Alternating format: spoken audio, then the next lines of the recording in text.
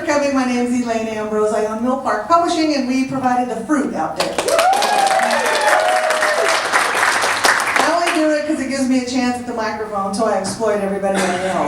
We're going to have fun tonight for an hour, so I hope you're ready to laugh. If you've gone to the bathroom, I hope so, because we're not letting anybody out for an hour. I do have door prizes. Who can tell me the best independent bookstore in the area? Oh dear, oh Cherie, since you did the polka music, you get a copy of Drinking with Dead Women Writers, written by A.K. Turner and Elaine Ambrose.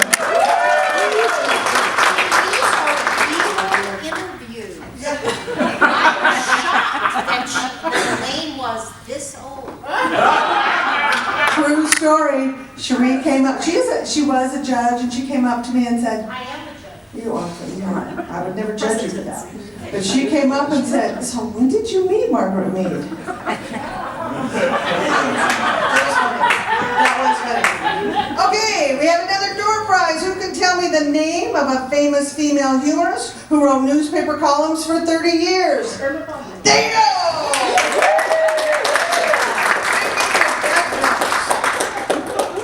Okay, thank you. What's your name? Anita. Anita wins the prize. We might have more door prizes, so stay tuned. And of course, they're all of my books. I love Irma Bombeck, and some of my writing has been compared to hers, and I'm very humbled and thankful for that. Of course, I wrote the review. Tonight, we have 3 authors that we're going to be so excited. The first, I'm going to introduce all of them, and then we'll come up one at a time, and we won't interrupt it with introductions. And we are being filmed by the famous Lauren, and those tapes will be on all of our social media platforms as soon as possible. Amanda Turner has been my best friend for a long time. Love, love, love Amanda. She's a New York Times best-selling author. She did the trilogy series for This Little Piggy Went to the Market. Liquor Very store. serious. Liquor store. Oh, liquor store. Such good friends. Yeah, we have a problem. Know each other's And work now, well, right? what, 7 or 8 books on the vagabonding with kids story.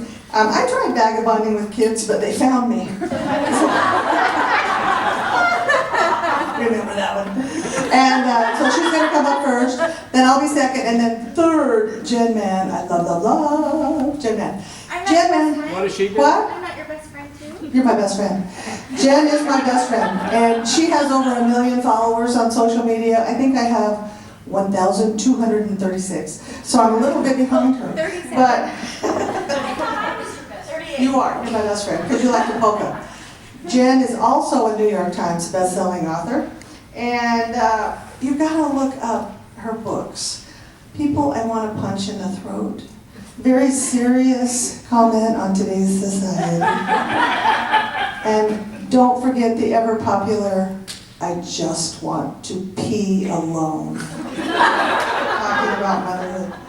So I also want to tell you that all of our books are on sale right out there through Rediscovered Books. So you cannot leave until you at least look at them. So we're going to start right off with Amanda, then it'll be me, and then Jen, and then we'll all clap and cheer and go home laughing because, my goodness, it's a crabby world out there. So let's have it for some laughter. Here is A.K. Every word she says is true. It is. I'm sure you gathered that. All right, so I am not by nature an adventurous person because deep down inside me there's like this person who wants to adopt all of the stray cats and binge watch Netflix until my butt molds to the chair and live on like bad Chinese food delivery. That really is the deep down me, but I sort of realized that maybe that wasn't the best way to live. So at some point I decided to venture out. Things don't always go well. I can get lost on like a very small island, like an island with no roads on it. I can manage to get lost. I don't know how, but I do. And I inadvertently broke Australian quarantine law, but I'm not even like ballsy enough to jaywalk. So that's, you know. And for some reason, I'm morbidly fascinated with facilities and incarceration. I don't know why, so whenever we get to learn, like there's the opportunity to learn about convict lore, I subject my kids to that. So I'm not a travel writer. I'm a humor writer who has a diverse range of settings. And so I'm going to read a few brief passages from the Vagabonding with Kids series. And the only thing important for you to know is that a caiman is technically an alligatorid crocodilian. So picture a small alligator. So the first passage I'm going to read is from Vagabonding with Kids Brazil. And this is a condensed version from a chapter called Nana Loses Her Shit. Our captain, Valginho, readied a small boat that the larger vessel towed so that we might set out after dark in search of caiman. Valginho piloted the craft, and Geraldo, our English-speaking guide, was tasked with grabbing the caiman for an up-close encounter with the crocodilians. We tooled around the waters and could see nothing other than the beams of light from Valginho and Geraldo's flashlights. When one of the beams caught the glowing eyes of a lurking caiman, Valginho slowly directed us closer. Geraldo leaned over the boat in a prime position to grab the reptile, then suddenly sat up in the boat and said, "Yeah, that one's too big." "Well, we certainly don't want a big one to look at," said my mother-in-law.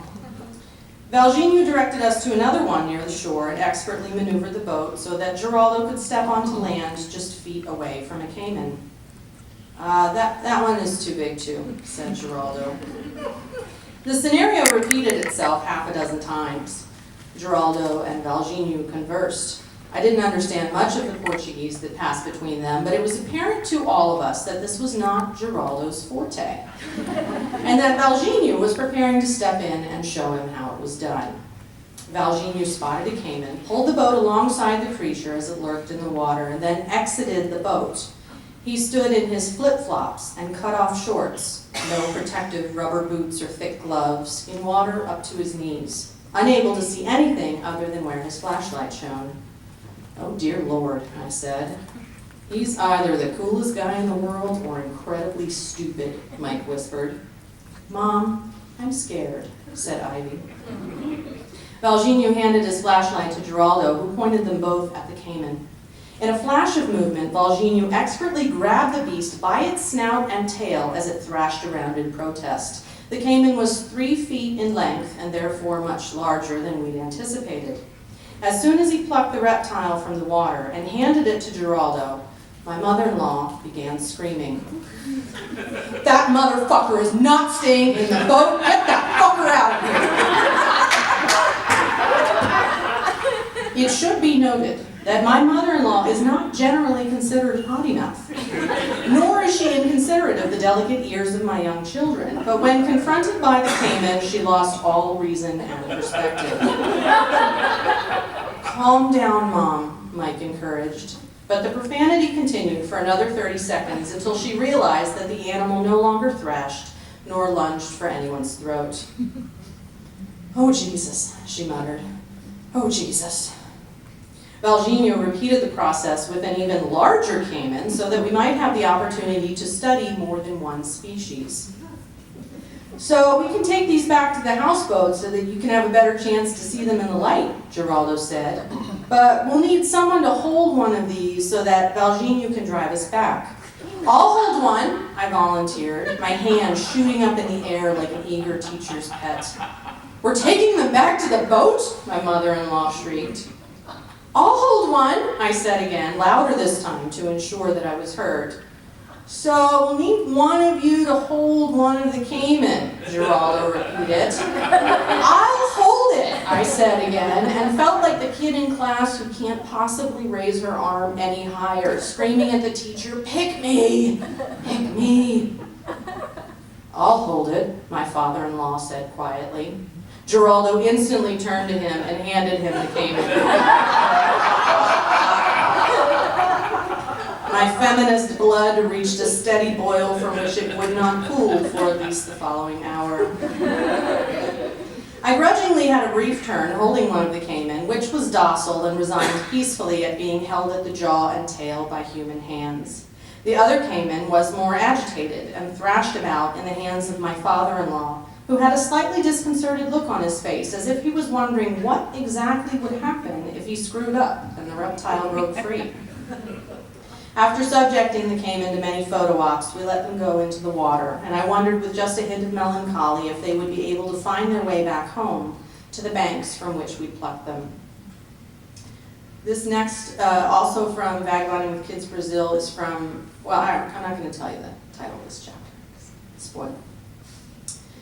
It's fairly easy to spend all day at Copacabana Beach. You can inexpensively rent chairs and umbrellas, and there are plenty of vendors to keep you fed, quenched, and entertained. You can purchase beach toys, sunglasses, caipirinhas, beer, cashews, water, sarongs, swimsuits, charred cheese, shrimp skewers, and sodas.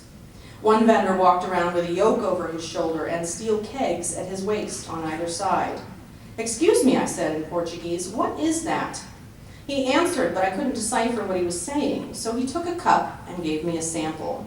On one side was tea, and on the other a sweetened lemonade-like drink. Because I'd stopped him and received a free sample, I felt compelled to buy a cup. But when I returned to the group, they saw the look of disappointment on my face. "What is it?" my father-in-law asked. "It's sort of like a sweet tea." I passed the cup around so that everyone could have a sample. My husband said, "You were hoping it was something with alcohol, weren't you?" Well, yes. Yes, I was. "Let's check out these sarongs," Nana said, flagging down a passing vendor. The sarongs were beautiful and, like everything in Brazil, inexpensive when compared with American goods.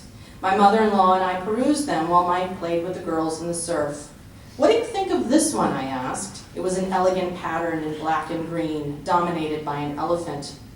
"It really accentuates your ass nicely," my mother-in-law said, which I mentally added to the long list of things I never thought I'd hear from my mother-in-law.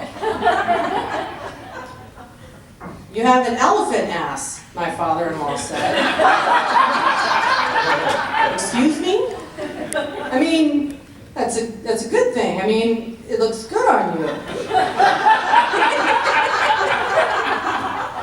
"Honey," my mother-in-law interjected, "you are digging yourself a hole." "I'll forgive the elephant ass comment. You can buy the next round of caipirinhas."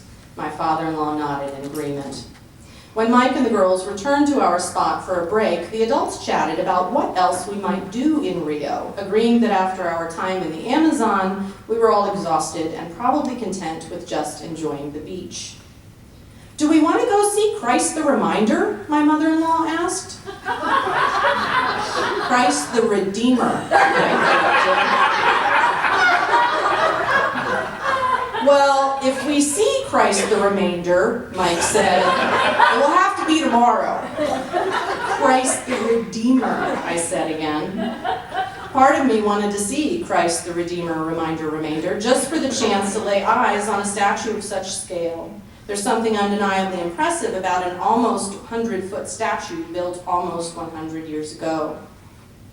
The tradition on New Year's Eve in Brazil is to wear white, so after the sarongs, we stopped a passing vendor selling beach dresses. He had white ones, and I asked to try them on.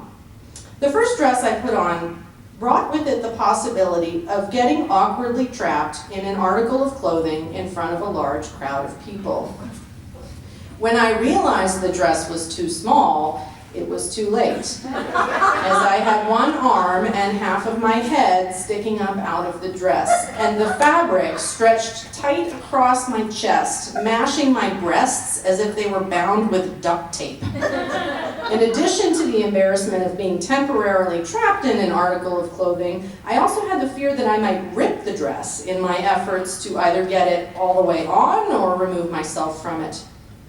"Oh dear," my mother-in-law said. "Do you need help?" "Nope," I said in my most casual, "I do this every day and there's nothing at all the matter" voice. "But I think this one might be a little snug."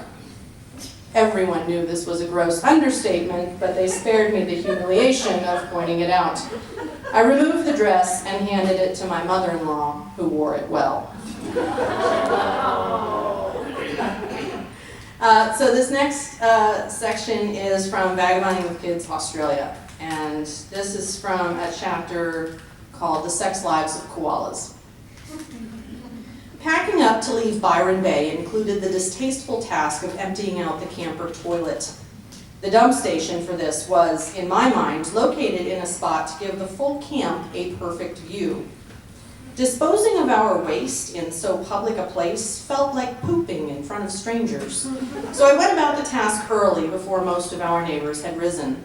The process involved removing the holding tank, which moved on wheels with a long handle that popped out, much like a roller suitcase. The sound of the wheels on pavement resonated throughout the campground and seemed to compromise what I'd hoped to be a covert undertaking. I reached the dump site, lifted the lid, unscrewed the cap of our tank, and emptied it into the larger underground tank without a hitch. Maybe I'd been afraid of appearing as if I didn't know what I was doing, but really, there was really only one way to pour crap down a drain. Or perhaps I'd feared getting splashed with human waste. In any case, the task was distasteful but manageable. I rinsed the tank using a hose provided, returned to the camper, and felt like I'd accomplished something truly great. As we began the 6-hour journey south, I felt we'd mastered the camper after just 3 nights and was pleased with how smooth the process had been. These were the thoughts in my head as Mike pulled onto the highway and picked up speed, thoughts that were interrupted by a sharp crack as the ladder used to get to the top bunk flew from the narrow spot where it was stored, not having been securely stowed. Drawers crashed open as we'd failed to lock them. I scurried about trying to fix all of the things we'd neglected to do. A toilet reek filled the camper, but I didn't know what to do about that. Maybe we hadn't mastered anything. Warnings of watching speed cameras speckled the highway. These signs were complemented with billboards assuring you that if you did speed, you would die and/or kill someone. I became fascinated by these billboards and looked forward to reading each new one as we approached. From a distance, I spied one that depicted a man with a look on his face of severe constipation. I wondered what could cause him such distress. Had he sped and killed someone? Or was he just wrestling with the discomfort of his immovable bowels? We got closer, and the accompanying text read, "Jesus is the answer." The main attraction of Port Macquarie was the Koala Hospital, and once I'd learned that such a thing existed, I was determined to go there. "Does anyone know," asked the tour guide, "what the #1 ailment of our patients is? Why do you think most koalas end up in the Koala Hospital?" These two guesses that came to my mind were animals injured by vehicles or bushfires. And both calamities had brought koalas to the hospital, but not nearly on such a scale as chlamydia. "Mom, what's chlamydia?" Amelia asked loudly. The tourists and staff around us snickered. "It's something that makes you sick," I whispered. "Can people get it?" "Yes." As sure as I knew my child, I knew what she would say next. The same thing she says when learning of any ailment or tragedy that can befall a human, and she broadcast it loudly. "I sure hope I don't get chlamydia." Me too, sweetie. Me too. The sex lives of koalas are far more dramatic than one might initially think. The animal is threatened not only by STDs like chlamydia, which can prove fatal if not treated with antibiotics, but also a form of HIV. If you were a female koala who managed to stay disease-free, you would still have to deal with aggressive male koalas who might physically rip you down from a eucalyptus tree to have their way with you at any moment. And while the male koala makes a deep grunting sound you'd expect from an elephant or large pig, the female has an eerie scream. If yanked from a tree, she's apt to scream and fight off her would-be mate. These screams attract other males who then duke it out for the spoils, while the female hangs back to try to figure out which one is the dominant male and future baby daddy. Koalas were often called koala bears because they resembled teddy bears, but the more I learned about these creatures, the more it became apparent that comparing them to sweet and cuddly objects of comfort is nothing more than wishful thinking on the part of humans. Take motherhood, for example. Not only does the joey cling to the female koala's teat, but at 6 months, the joey also begins to eat a fecal pap that the mother produces. In essence, mom must lactate and poop special food. Motherhood is demanding enough as it is. Having to provide food for your child from more than one orifice or body part is downright cruel. All mothers know that giving birth severely compromises our bladder control ever after. That's why we women who have given birth try to quickly cross our legs before we sneeze. But on top of that, koalas have a rear-facing pouch, so designed by Mother Nature so that the joey can reach the aforementioned fecal pap. If the mother is upright, gravity therefore endangers the joey of falling out, requiring the mother koala to have an additional sphincter in the form of a ring of muscles around the opening of the pouch. She must be able to clench that sucker shut to protect her young. I'm not denying that baby koalas are cute. Baby anythings are cute, but come on, an added sphincter? The care and protection of these babies seems terribly taxing on the mother. Then again, she doesn't have a minimum of 18 years of said taxation. We returned to the camper, where I tried to blot the words fecal pap from my mind. So I have one final brief reading, and this is from the first book of the series, Vagabonding with Kids. And this is from a chapter called Stranger Danger. Amelia, what would you do if someone stopped their car and offered to give you a ride to school? I would say, no thank you. She smiled sweetly, as if pleased with herself for knowing the answer. No, wrong. Her smile dropped. You would scream as loud as you can and run away, I corrected. Oh, right. Yes, that's what I would do. What if someone lost his puppy and asked you to help him look for it? Mike asked. Oh no, they lost their puppy? I would get some puppy treats and walk around the neighborhood and call for the puppy. And the puppy would smell the puppy treats and come back, and then I would give the puppy back to the owner. Mike put his head in his hands. No, Amelia, I corrected. If an adult tells a child that he lost his puppy and needs the child's help, that adult is not telling the truth. But why would they lie? What happened to the puppy? Please tell me the puppy's okay. Mike turned to me and muttered, we have a lot of work to do with this one. We had this conversation many times when Amelia was younger and nearing the age of walking to school without an adult. For years, she longed for such independence, but displayed the all too familiar and dangerous characteristic of simply being too polite.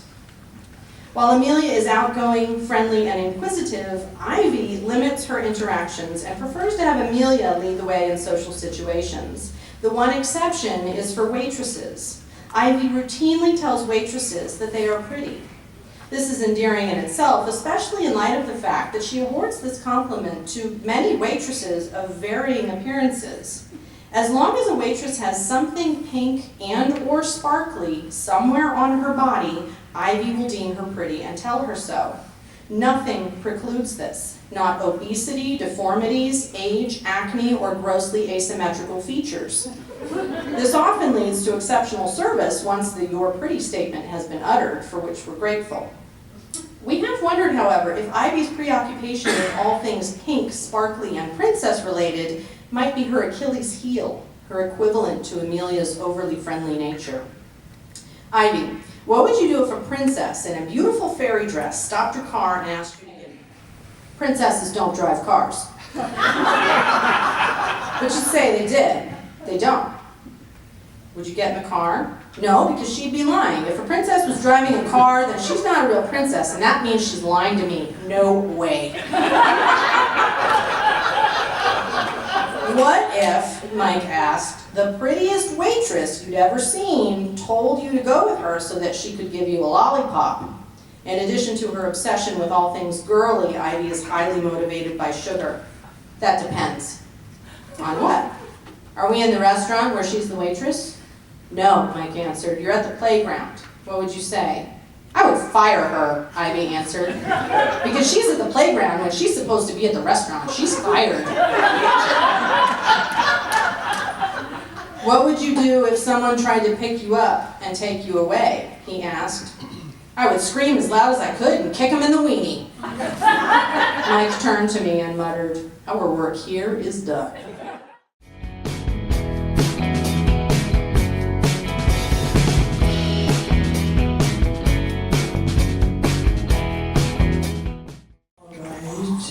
How's this? Okay. My target audience is middle-aged women, but I'll take anybody. So if you want to buy my books, you're more than welcome. I'm reading from Midlife Happy Hour, which is my latest release. It's our reward for surviving careers, kids, and chaos. Middle-aged women are tumbling over the hill, laughing and crying all the way, because the kids are grown, the menstrual periods have stopped, and we survived at least 4 decades of volatile rules from corporate clowns. We're ready to party. We want to gather with good friends around a comfortable bistro table and salute the fact that it's more fun to celebrate than to stab someone with a fork and deal with a messy court case. Sometimes we feel beleaguered, bewildered, and betrayed by life as we adjust to emptiness and full schedules, hyperactive children and weak parents, loose skin and tight budgets. We no longer believe the lie that we could do it all. Bring home the bacon, fry it in a designer pan, raise perfect children and stud in stilettos with perky boobs to please our man. That myth contains more baloney than a cheap sandwich in a truck stop deli. My Midlife Happy Hour Club is a gregarious group of tenacious women who meet sporadically to celebrate festive occasions, a birthday, a cure for irritable bowel syndrome. That is serious. A Hollywood movie with a leading actress over age 40. Or a sales clerk who actually notices us. This is big. We earn our reveille after almost 5 decades of surviving a diverse assortment of lovers, children, jobs, friends, homes, volunteer jobs, horrible accommodations, and occasional ocean view scenes. We gather for happy hour, the best time of life. We aren't ready for closing time, but prepared to celebrate a time of life when women finally get to sit down, raise a glass to toast the day, and bravely declare, bartender, I want and deserve 2 laughs for the price of 1. And then chapter 1, early signs I wasn't destined for sainthood. I suspected that my parents didn't like me because they gave me scissors at age 5 and told me to go outside and run around. Mom allowed me to ride in the front seat of her car, standing up, without restraint. My dad introduced the family. He said, I have 2 outstanding children, and Elaine. My suspicions were confirmed when they dropped me off at college and sped away. I was on to them. I was born a total disappointment and retained that dubious distinction throughout my childhood. After I emerged all ready to be adored and cuddled, my father shook his head and left the hospital as his exhausted wife apologized for the transgression of having a girl. Even as a newborn baby, I must have sensed that it wasn't cozy in my bright new world, because I wailed for an hour until an exasperated nurse shoved a bottle in my mouth. That powerful incident probably accounts for my future weight problems, and in all honesty, contributed significantly to my need as an adult to have some kind of bottle nearby. And this chapter, this is the start of this chapter about why my pets are fish. Why is it humping my pants? I ask, trying to remain calm. He's just so friendly. My laughing hostess proclaimed, as if expecting me to enjoy the animal's affection. My husband Studley and I, well, that's another chapter, had been invited to dinner.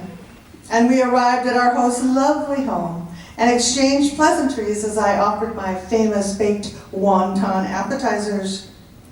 Then the dog attacked. The pony-sized Labradoodle bounded into the room and fiercely started masturbating my leg with the passion of a sailor on shore leave. My hostess retrieved the dog and proceeded to muzzle its face. That's when I knew it would be a long evening. I walked briskly toward the wine bar, wary of sudden attacks from the horny hound. Once again, Cabernet would get me through the ordeal. I belong to that rare and happy group of people who don't have indoor pets. Every day, my friends on social media post pictures and videos of cats and dogs, and I scroll past those. Because I know that the dog licked its genitals before it licked that sweet baby's face.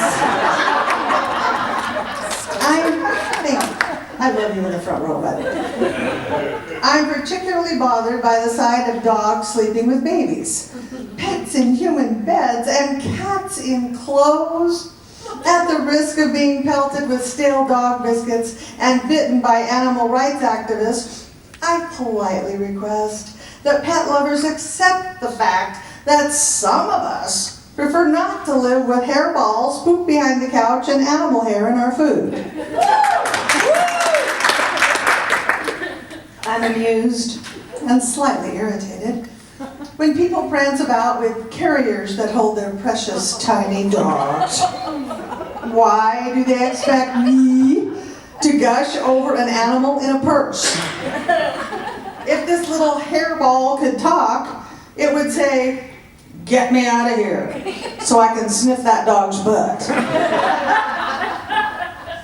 Oh, I love you, thank you. I grew up on a farm in Gooding County, my illustrious friends back there from Gooding County, surrounded by fields and pens full of cattle, horses, pigs, and a few cats and a dog. None of these animals lived inside. The dog provided security by barking at dangerous squirrels and by herding the cattle. The cats worked daily as mousers in the barn. Not one of them wore a sweater vest or needed a therapist. There are such things, animal therapists. We all knew our roles down on the farm, and life was grand. Petless people never have dead mice delivered to their doorstep by a warrior cat, or hear the blood-curdling screams of cats in heat. They don't need to worry about getting a kennel when they travel, and they save money by not buying pet food or dealing with expensive veterinary bills. Americans spend more than $56 billion annually on pets. We could fix some roads, supply new books to the schools, and build animal sanctuaries with that money. Caveat: I respect those who keep indoor animals for comfort and companionship. I'm a firm supporter of service dogs and police canine units. These animals earn their keep and provide an important duty. I have the perfect pets: fish. My outside pond is full of goldfish and koi. They're beautiful. They don't demand anything, and they don't chew my furniture. Best of all, they hibernate in the winter in the rocks, and they don't need anything. In the spring, we have 50 or 60 little babies, so we know they've been happy and busy. I love my fish. All I ask is for tolerance and acceptance for those of us who don't think your dog and or cat is cute. We love photos of your kids and grandkids, but the puppy in the crib is too much. Unless the child has been raised and suckled by wolves in the forest, the baby doesn't need to sleep with an animal. I intend to enjoy my patio for many years and watch my goldfish and koi swim about. Guests are welcome to visit without pets, sip a glass of wine, and offer a toast to my fish. I promise they won't hump your leg. Okay.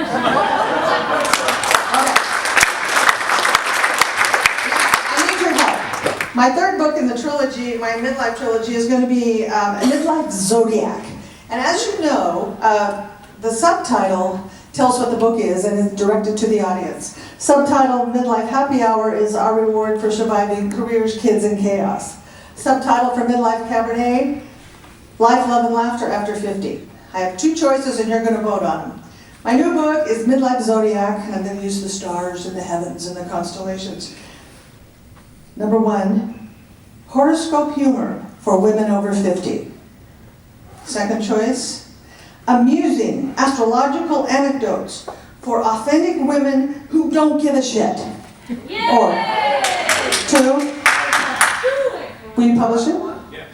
Bingo! Okay, so we're voting. All right. Read it without the word music in the front. Astrological anecdotes for authentic women who don't give a shit. Yeah, because it's funny as it is. Thank you.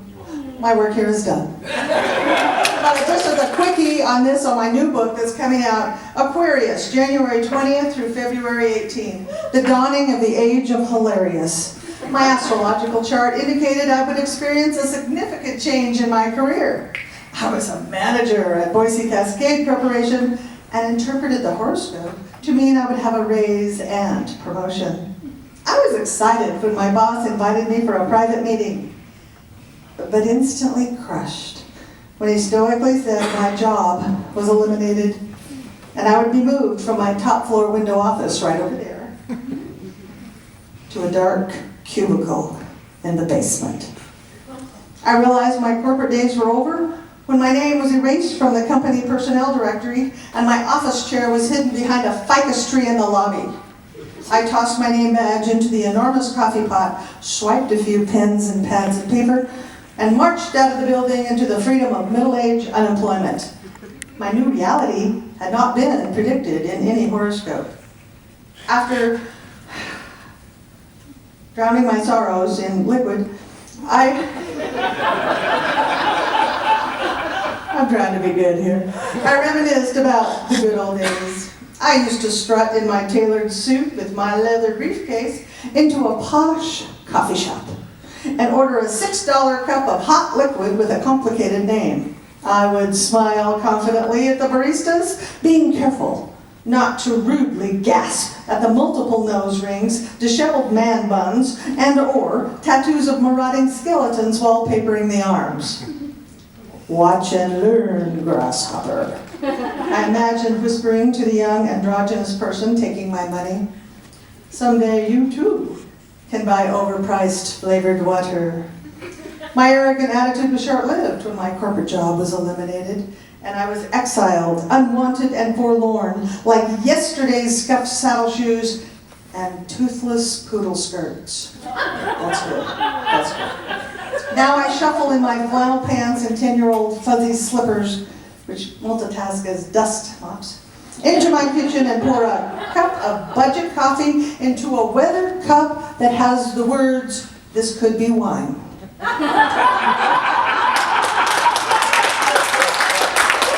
I'm alone in my kitchen, I can do what I want. My briefcase languishes in the corner, stuffed with nasal inhalers, reading glasses, a knee support wrap, alligator skin moisturizers, and discount coupons. My goals once focused on orchestrating a successful corporate event with thousands of guests. Now I just hope to make it through the day without forgetting my address or putting my shirt on backwards. The insolent independence and corporate coiffure disappeared, and now I use old business cards to pick my teeth.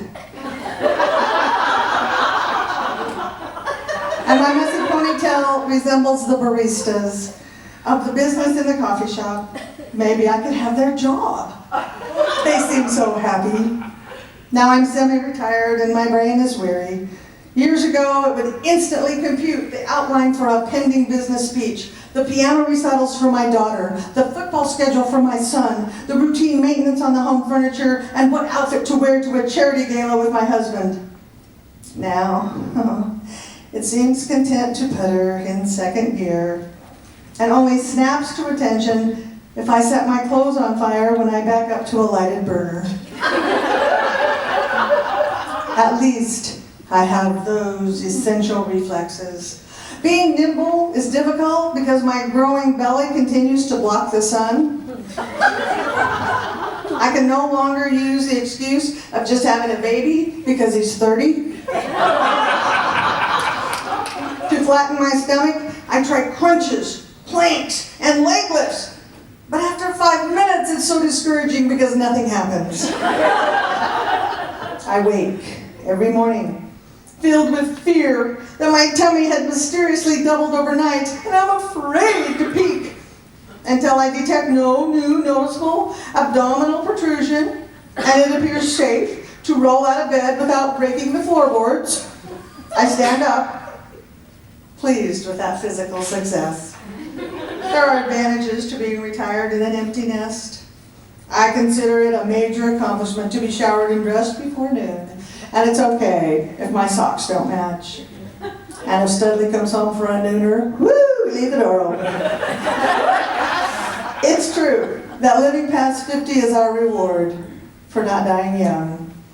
I was a child when the best-selling song was Age of Aquarius by Fifth Dimension. The lyrics promised peace and harmony that was dawning at any minute. We're still waiting for that. Now, in the last third of life, I know my journey has been splendid. And I've transformed through the age from gregarious to hilarious to precarious and now nefarious as my body resists all forms of vigorous activity.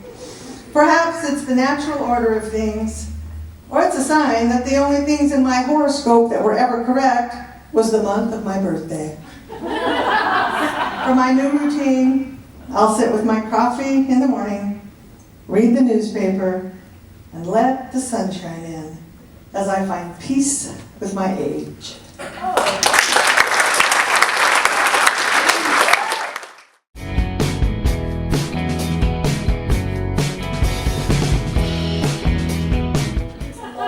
Okay, so I'm Jen, and I'm going to read to you tonight from my first book, which is People I Want to Punch in the Throat, Competitive Crafters, Drop-Off Despots, and Other Suburban Scourges. I'm also reading from People I'm Spending the Holidays with People I Want to Punch in the Throat, Yuletide Yahoos, Ho-Ho Humble Braggers, and Other Seasonal Scourges. And then tonight, you guys, you're the first to ever hear from working, I'm going to read it because I still don't know what it's called yet, Working with People I Want to Punch in the Throat. This book will come out in the fall, September. Cantankerous clients, micromanaging minions, and other supercilious scourges. And so a few things to know about me. I don't use anybody's real names, so I have really weird names throughout. Thanks. Oh, hey, I can hear myself now. Good, because I was like yelling. I was like, I can't hear. So I don't use anybody's real names in anything I write. So my kids are Gomer and Adolpha, and I get the most hate mail for that because people think that I've done my children a terrible disservice by naming them that. The only hate mail I get more than that are from the dog lovers. So I really appreciate what you had to say tonight. I wrote a blog post about dogs that your dog is not a child, like your dog's not the same as my kid. It's not. Sorry, no. You can put your dog in a kennel and go away for the weekend. I can't do that. And so I get terrible hate mail from the dog lovers, and they wish death on me. So I really enjoy it. I'm going to send them your way now. I'm like, oh yeah, well, we introduced me. And I also like the whole thing about about your pet needing like a therapist. My cousin, I'm totally off the topic, but I'm off the page now. My cousin used to have a pig. She had a pig that lived in the house, and I really wanted a pig when I was a teenager. And my parents were like, no, we're not getting a pig. But my aunt, she spoils her kids, and so she was like, oh, Jen wants a pig, so hey, why don't we get our kid a pig? And so they got her a pig, and I was like, you suck. And so they got this pig, and the pig did great for a while, and then we had like a foreign exchange student who lived with us, and he was from Ukraine, and he came over one day, and he was like, what's the purpose of the pig? And we were just like, what do you mean? And he's like, when do we eat it? And I was like, oh my God, no, that's like my cousin's pet. Like, you can't eat that pig. And he's just like, it should not be in the house. And I was like, I know, but I mean, this is just the way we are in America. I'm sorry, we have pigs in the house. And he's like, this is weird. And I was like, I know. So then like a few months later, like my cousin kind of like lost interest in the pig, and so he was like relegated to the basement, and he had his own little pen down in the basement where he had to live, and he was all lonely, and he was sad, and he got depressed. And my aunt noticed that he was behaving strangely, and she took him to the vet, and the vet's like, yeah, he's depressed, and he's like, you need to put him on Prozac, and you need to get him a cat. And she's like, I have to get the pig a cat. And he's like, yeah, a cat is a good companion for a pig, and the cat will hang out with the pig. And she's like, so then that's another animal I have to take care of? And he's like, yeah. And so the pig was just depressed. So that poor pig. So there I am, off topic. And then I also want to talk about koalas. Thank you for bringing up koalas, Amanda. So in my Working with People on a Punch in the Throat book, it's all about stories of all the various weird jobs that I've had and job interviews that I've had. And so I was sitting here thinking, I feel like it was only like 5 years ago, but it was actually 20 years ago that I was interviewing for a job. I was a young, up and coming, wanted to be something amazing in New York City. And I was interviewing for this job, and I was going to work for this guy who worked for this, he owned a media company, and we're having this interview, and he's only like 5 years older than me, and so I'm feeling like, kind of like, I'm not quite sure how to act, because I'm like, he's like my superior, but he's like my peer, and I don't know, and he's cool and hip, so I'm trying to be cool and hip, and so I'm doing pretty good, I think, and then the HR person says to me, we just have, you're this great Jen, we love what you're saying, we love your resume, I think this will be wonderful, she's like, don't you think so? And so the guy goes like, yeah, definitely. She's like, we just have one more question. We're just asking this for everybody, it's just kind of just a question we just ask, but really there's no wrong answer. If you could be an animal, what animal would you be? And I was like, what the fuck? Like, I was like, I type really fast, and they're just like, no, but what animal would you be? And I was like, okay, and all that like popped into my head was koala, and so I said I would be a koala bear, and I thought that would be like enough, and then she's like, why? And I said, because I'm little and cute, but I'm fierce, and I growled.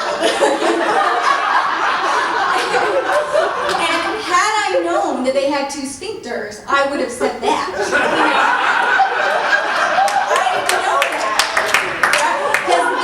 The interview was already dead at that point, so I might as well just gone for the 2 sphincters.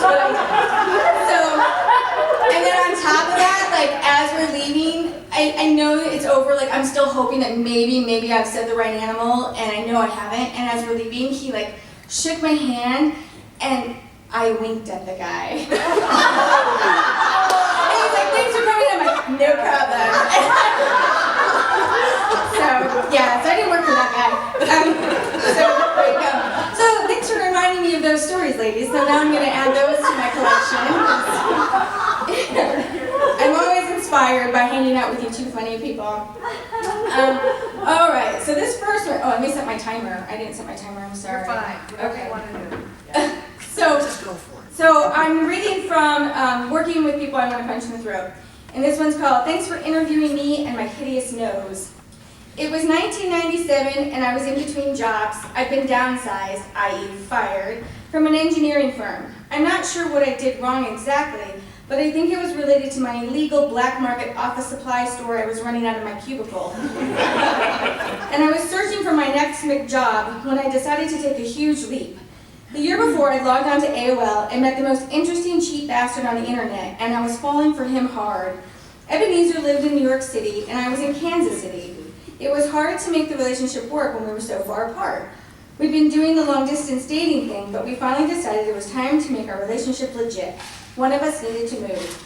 I was living in suburban KC with only my mother to hang out with, and Ebenezer was living in his parents' basement in New York City. Neither person's situation seemed terrific to the other, but since I was the one out of work, I announced that I'd be the one to move, just not to his parents' basement. I was nervous, though. Up until that point, we'd never spent more than about 4 days in a row together, and I was worried that once we were together all the time, Maybe we'd see that we were both horrible people and we would break up.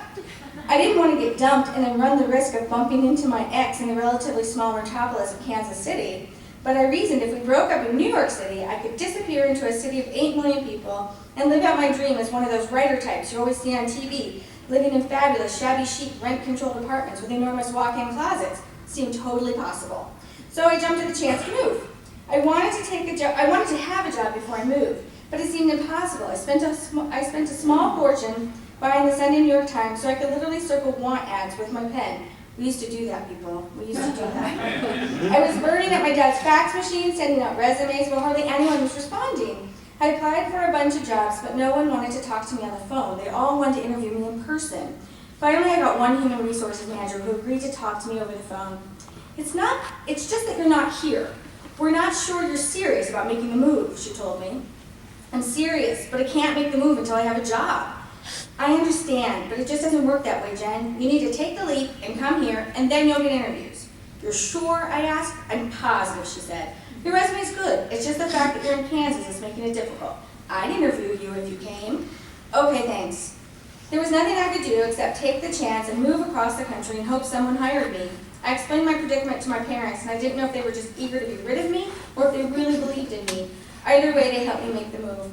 I was in my early 20s, so I didn't need my parents' permission, but it helped greatly to have their blessing and financial help. My mom flew out to New York with me to spend a weekend helping me find an apartment, and then she co-signed for me since I had no job. I packed up my futon, my boombox, and my brand new fancy leather briefcase that I thought every girl in New York City needed, and moved to Queens. Sure, I didn't have any job prospects, but I was young and dumb and kind of in love, and I figured jobs would magically appear somehow.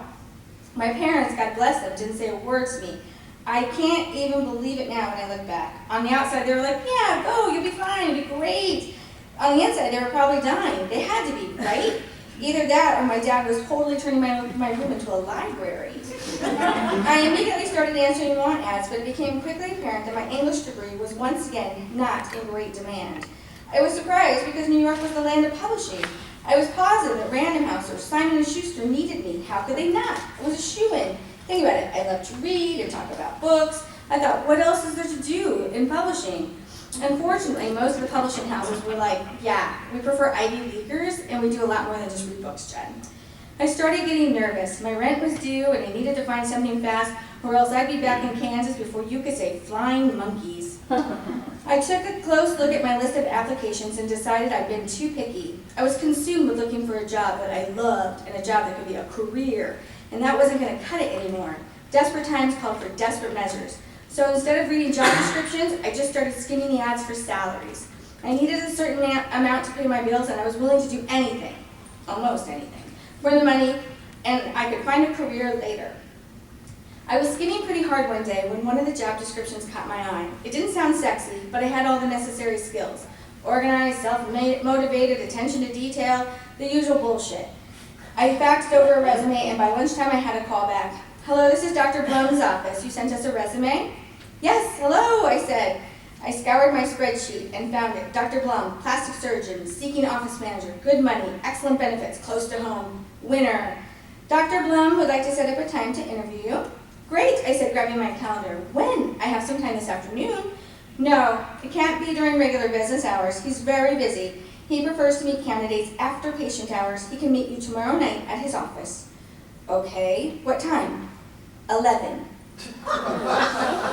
Excuse me?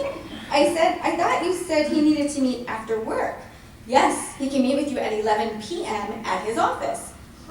11 p.m.? I asked again. What the fuck? Who meets prospective workers at 11 p.m. at night? Yes, is this a problem for you? The woman asked, because we do have other applicants. I looked at my calendar. I had 5 more days till rent was due. My bank account was dwindling. I had credit card bills to pay. I needed a job. I would have to meet him at 11. No, it's fine. I can do it. Will you be there too? I asked, hoping she'd say yes. I wasn't exactly scared, but I was weirded out, and I would have felt better if she said she was going to be there too. Of course not, she scoffed. Dr. Blum does not need my opinion. Right. Okay, thanks. That night when Ebenezer came over for dinner, I told him the good news. I have an interview. Oh yeah? He said, shoveling chicken into his mouth. What? He swelled. Where's the job? Office manager. I thought you wanted to write, he said. I know, but I'm not getting any calls. All right, well, office manager isn't so bad, I guess. When's the interview? It's at 11 o'clock at night, I told him. 11? Yeah, that sounds so weird, right? Jen, it's really weird. Who meets people at 11 o'clock at night? I don't know, this guy. What does he do? He's a doctor. He's very busy. His assistant said he can only meet after business hours. Okay, so 7 would be after his office closes. Why does it need to be so late? I have no idea. I just know I need a job. I know, you need money. Yes! All right, fine.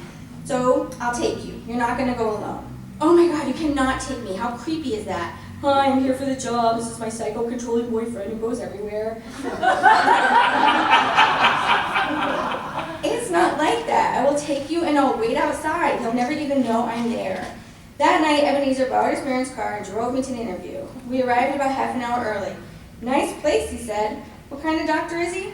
Plastic surgeon. No wonder he can pay so much. Yeah, but maybe the hours will suck. I don't know, maybe, I said. His assistant doesn't work that late. I guess that's something I'll have to talk to Blum about. Let me get the offer first. Well, if he's creepy, he said, you need to just leave. I can't stay in New York if I can't pay my bills, Ebenezer. I've got to get the job. I hear you, but you've got plenty of reserves and you don't need to take the first job that's offered. You'll get other offers, especially if this guy's a lunatic or something. All right, I gotta go, I said. I gathered my fancy leather briefcase and stepped out of the car. If it seems strange in there, don't be afraid to kick him in the balls and run. Right outside. Okay. I walked up to the front door of the building. The vestibule was dark. I pulled on the door, half expecting it to be locked, because who the fuck works at 11 o'clock at night? The door opened silently, and I stepped into the darkness. There was a door at the far end of the hall with a sliver of light shining underneath. Was that where I was supposed to go? There was no indication of where I should be. I figured the least Dr. Blum could do would be meet me in the hall. I knocked on the door and I opened it. I was in a small, scruffy waiting room with dog-eared magazines and worn, mismatched plastic chairs. The guy was offering me a great deal of money to rent his office, but his waiting room made it look like he couldn't afford the light bill. I was immediately suspicious. Hello? Dr. Blum? Are you here? I listened, but it was silent.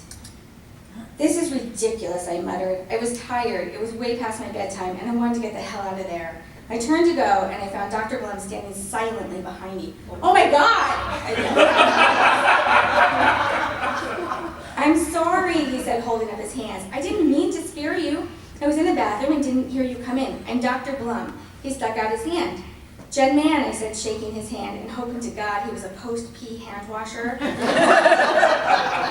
Let's go in my office, please, Jen. We can chat there. I followed him to the back of the building, past several closed doors, and he opened a door to reveal a small closet-like office. Here we go. Sit down. He motioned to a plastic chair. He slumped behind his desk and rubbed his eyes. He looked very tired. His desk was covered with stacks of folders and loose papers. Now, he said, let me see if I can find your resume. He made an attempt to search through the papers. I have an extra copy if that would help. He smiled. Ah, he said, nicely done. You are prepared and organized. I smiled. Let me just say that my house is always a shit pile. My bed is never made, my clothes are rarely hung up, and the dishes are always dirty. But when it comes to my business side, I am organized as fuck. I take that shit seriously. Of course, I said, handing him the paper. Dr. Blum barely glanced at the resume that had taken me hours to perfect. It looks fine, Dr. Blum said, discarding the paper. Okay, let me tell you about the job. Basically, have incredibly busy practice. I need someone to manage my office and my staff. I'm the boss, but really you're the boss. You would manage the staff, you do the hiring and firing, you make sure patients pay us, bills get paid, all of it. You just need to make sure that all I have to do is be a doctor. Does that sound good? I nodded. Because any job where I get to boss people around has always sounded good to me. Now you know the salary. I put it in the ad because I wanted to get it in the open. You fine with pay? I nodded. All right. And then you're good with the hours? I don't know the hours. Well, you'd be here 7 in the morning to 7 at night, Monday to Friday. You get all the government holidays off with pay, plus a couple more weeks as well. I'm Orthodox, and my office is closed for all Jewish holidays. Do I get Christmas off? I said, I have to be home for Christmas. My mom will kill me if I'm not. She's kind of a freak about Christmas. Christmas is a deal killer. Yes, he said, you'll be home for Christmas, no problem. You get all the paid vacation, all of that, and then there are the perks. The perks? I asked. The perks. perks. The perks of working for a plastic surgeon, Dr. Blum said. Anything you want done, I'll fix it, no charge. It's part of your package. In fact, I insist. I like my staff to be sort of walking billboards for my business. Anything I want fixed, I asked? I was, of course, thinking about my breasts, my melons, my knockers, my bazooms. Ever since they debuted when I was 12, I had been looking for a way to get rid of them. Like my boobs? Could you make them smaller? Your breasts? Dr. Blum said. He ogled my chest, but in a really professional way. He shrugged. Yeah, okay, I mean, are they giving you trouble? Well, like back pain, I asked. Yeah. No, but they're bigger than I'd like, I said. He frowned. Are you married? I was shocked. What kind of question was that? What did that have to do with my breasts? No, I said. Yeah, then maybe wait to get that done. Your husband, he may not want to change them. Never saw a husband who asked for his wife to get smaller breasts. Never. No, I'd start with your nose. My nose? I blinked rapidly and tried not to look offended. Sure, my nose had always been a bit of a beak, but I don't know that I'd list it as my #1 problem. My nose is bad. It's okay, I can fix it, no problem, very easy procedure. I can do it in my sleep. And the results are fantastic. You won't even recognize yourself. It'll be so much better. My nose needs to be fixed so much that I would be unrecognizable after surgery, I guess. I rubbed my misshapen nose, reassuring the lump across my bridge that she wasn't going anywhere. And then, of course, there's your chin. My chin? I exclaimed. Sure, okay, the boobs I had always thought were too much. Even the nose I could see, but I had never even considered my chin before. There's something wrong with my chin? Well, once we fix the nose, then everyone will notice your chin. Proportion, and it could be daintier if you have a large chin. I was more than a little horrified at what he was suggesting. I don't mind my nose or my chin, I said meekly. Really? Huh. He seemed genuinely shocked. What about your eyes? My eyes? My eyes are my best feature, I said. I was practically crying. My boyfriend told me he fell in love with me because of my eyes and my brain. Dr. Blum looked at me skeptically, and I saw his eyes slip down to my chest in a non-professional way. If that's what he said, then who am I to argue? By then, I was in the throes of self-hatred, so I had to know, okay, what's wrong with my eyes? Nothing really. They could just use a little tweak is all. Nothing drastic, a little lift, maybe a little tightening in the corners. What, you're now like 30? I'm 25! Oh, well, you have some excess skin that tends to get worse with age. We could hold off a year or two, but I would not push it any further. Wow, I said, slumping in my seat. Plus your brows, they could use some work too. I rubbed my eyebrows self-consciously. They just need a wax, I whimpered. I could see Dr. Blum eyeing my ears, and I pulled my hair over them before he could tell me.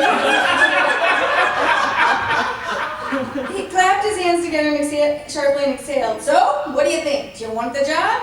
Just moments before, the job he had described sounded great. I'd make good money, I'd get tons of days off, I'd get to boss people around, I'd get all the free surgery my grotesque body needed. Too bad all it cost me was every last ounce of my already depleted self-esteem.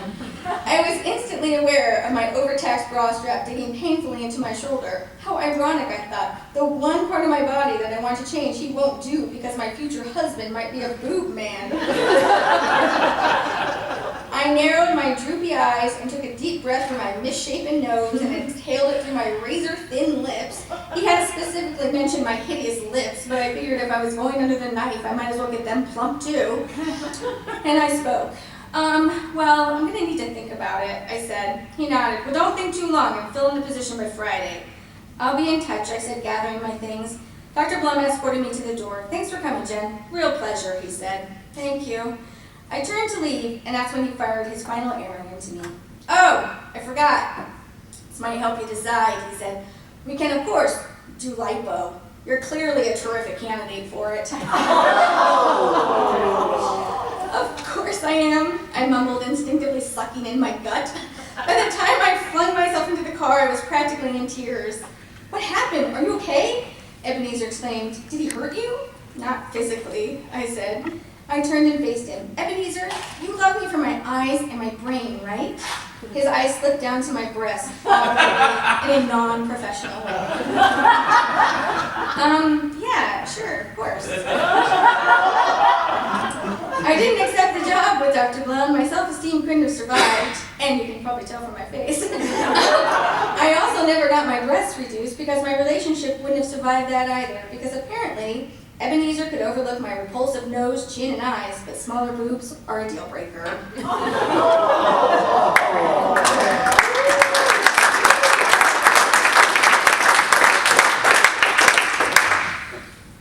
How am I doing, okay? You're fine. Okay. This one's from Spending the Holidays with people I want to punch in the throat, and it's called, Hey Santa, keep your Yule log to yourself. I was thinking about taking my kids to see Santa. I always like to get a picture of them dressed up in their good Christmas clothes, and it's usually a hassle to wrangle them out of their jeans and swishy shorts. However, we'd gone to church earlier that day with my parents, so the kids were dressed to kill, and we were near my favorite mall, Santa. It seemed like the perfect opportunity. I realized, though, it was the Sunday before Christmas, and the mall would be a zoo. Ugh, no way did I want to even try to get near that. The kids would be out of school in a couple of days, and I could take them then, and the lines might be shorter. I know what you're thinking right now. Come on, Jen, really? You'll get your kids all dressed up and haul them to the mall to get their picture taken with Santa? I thought you were cooler than that. Sorry to disappoint. We all have skeletons in our closet. I'm not perfect. You must understand, while I am a card-carrying underachiever, I am the daughter of an overachiever. I am a total deadbeat and a major disappointment to my mother when it comes to Christmas. But a few traditions, like the nice Santa picture and the annual Christmas letter, have rubbed off on me. We do share DNA after all. When we were growing up, my mother always took my brother and I to get our picture taken with Santa. It didn't matter how rich or poor my parents were at the time, by God, we were budgeting for that Santa picture. There isn't a picture of me crying on Santa's lap because my parents thought that was cruel. But by the time CB came along, they decided it was perfectly fine to photograph their crying baby on a strange man's lap. Every Christmas, my mom puts out our pictures throughout the years on display around the house so we can see how adorable we once were. All I can see is that I peaked at age 4. These photos were so embarrassing growing up. The hairstyles, the clothes, and I feel it's only fair that now I get to inflict the same pain and suffering on my children. It's these little things that bring me joy during the holidays. As CB and I got older, this tradition still continued. We hated going to see Santa and getting our pictures taken. We would whine and fuss, but my mother would insist and my father would yell at us to do something nice for your mother for once. So off we'd go. Once I hit 13, I was able to convince my mother that she really only needed CB in the photo. I also made sure that she noted my age because I didn't want him to finagle his way out of the Santa picture before he was 13. I had to endure it for a full 13 years, and so should he. My mother was devastated that I wouldn't do the picture anymore, but she didn't fight me on it. I think she thought I'd see the error of my ways and come around eventually. Boy, was she wrong. I'm not sure when it happened, but at some point before he was 13, my brother was let out of his commitment. There was one year where the picture is just my mom and dad on Santa's knee. My first Christmas break home from college, I told CB it would be funny if we went to the mall and got a picture with Santa. I didn't have a present for my mom, and I thought a $12 picture would be worth more than any expensive gift I didn't want to buy. I told my brother he'd have to split the cost with me if he wanted credit for the present, though. We hit the popular mall on Christmas Eve, and the Santa line was outrageous, so we decided to try the gross mall. You know the gross mall. Every town has one. It's the one no one really goes to. Ours was a semi-abandoned mall with 2 anchor stores and about 5 open stores throughout the middle of the mall. The rest of the storefronts were literally boarded up. We were sure the lines would be much shorter because we didn't think any of the Uber moms would deign to go to that mall with their precious pumpkin. We, on the other hand, could care less. The line was about what we expected. A few exhausted and stressed out moms who were trying to make memories, goddammit, without having to wait 6 hours at the good mall. We got in line and waited our turn. When we got up to Santa, I took one look at him and nearly backed out of the deal. My mother had never taken us to see the gross small Santa. I have childhood memories of going to see Santa where we waited something like 8 hours or so it seemed in a winter wonderland maze on the top floor of Macy's flagship store in New York City. I remember being so hot from all the twinkling lights and having minor panic attacks about fire exits because I was sure those lights would somehow short out and cause the place to to blaze up. I can remember happy, borderline maniacal elves asking my parents if we had any special needs. Yes, a cup to pee in. I have to go pee. And telling us the wait's not much longer now. You're almost to the North Pole. And then we turn the corner and see miles of people ahead of us.